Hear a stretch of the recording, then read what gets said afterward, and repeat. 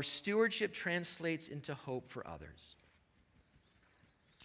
When Christians find these ways to steward what God has given us, whatever it is, 5 talents, 2 talents, 1 talent, whatever it is, to be able to, as the biblical language says, to take dominion over things, to steward things, to be fruitful and multiply as we engage in things, faithful stewardship is actually good for the hope of others as well. It translates into hope for others. It's probably easiest to see this truth when we give financially. We see that it helps others in very intense ways, even as for a short period of time. Sometimes that kind of gift is a lifeline to people in a moment of need, so we see it clearly that way. But stewarding our gifts and lives will enrich the lives of others. It's the way God designed things. We live like we are part of the kingdom of God, and other people will begin to see the benefit. And here's how this struck me.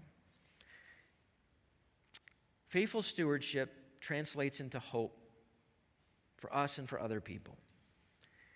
We feel the truth of this profoundly this year.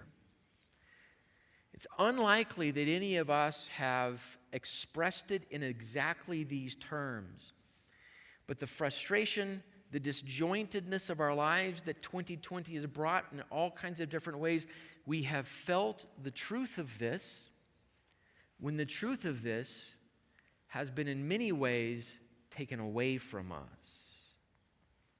Many of us have had our normal stewardship opportunities either radically changed or just flat out taken away from us. So the pandemic and the lockdowns that ensued and that we still wrestle with as a culture affected us in ways that a lot of people just did not foresee. Work changed radically. A lot of our jobs moved online, but we learned very quickly that online is not the same as in person. How many of you teachers can attest to that being the case right now, right? Online is just not the same. Some of you lost your jobs. You didn't see that coming. You never thought in all of your life you would have to fill out that application for unemployment from the state. But that's what you had to do. What was normal for you in your daily activity of, this is how I use my time for the good of other people. This is how I use my gifts and abilities and intelligence and creativity to pull in a paycheck, to take care of my family, to give to others. All of that has just been disrupted by this world, and it's left us feeling completely different. Jobs quickly. Now, this is one thing that just bugged me so much early on. Jobs quickly became categorized as essential and non-essential. Now, here's part of why this bugs us. Whose paycheck is non-essential, right? But more than that, whose work of stewarding the gifts that God has given them for the sake of the kingdom of God is non-essential? Now, we understand why that language was used. And I'm not complaining politically. I'm just saying that language became common, and most people got stuck in that pile of non-essential. So we begin to feel like this just isn't right. This is different. This is doing things inside of me I don't quite understand. So it should not surprise us that the further we get into 2020, as all of this keeps moving and changing and evolving, depression rates have just skyrocketed. They were on the rise before all of this, and they've just risen even quicker. Drug addiction rates are on the rise, even more so than they were before the pandemic.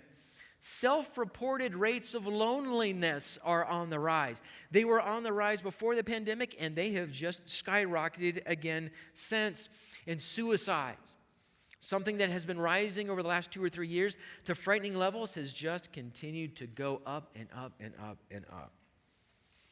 It's because we know this is not how we were made. We were made to steward our gifts. to employ them, to use them for the good of others, to even be able to use them for the cause of the kingdom of God. We flip this idea on its head and we see it from the other point of view. We show gratitude to those who kept on working, right? Doctors and nurses and first responders, even grocery workers. How many of you early on walked into a grocery store and said, "Thank you for doing what you're doing"? Because we recognized that they were still making use of their time and gift and efforts so that we could put food on the table, so that we could, and on and on and on the story goes. We instinctively know, because God literally built it into us. We instinctively know that we were made to steward things well, to be generous with what I have, to be responsible before God with everything that I have been given for the good of my family and for the good of those around me.